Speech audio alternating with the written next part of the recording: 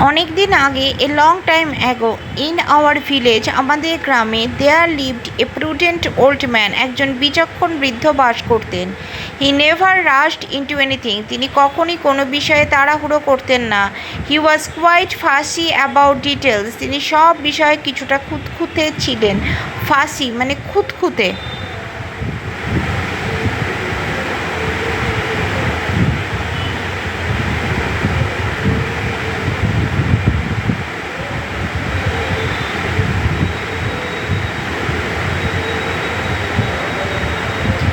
তুমি কি আর একটু ধীরে কথা বলতে পারো? Can you speak more slowly?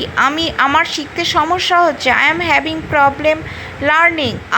তোমাকে কঠোর পরিশ্রম করতে হবে। You have to work hard. আমি ইংরেজিতে অনর্গল কথা বলতে পারতাম।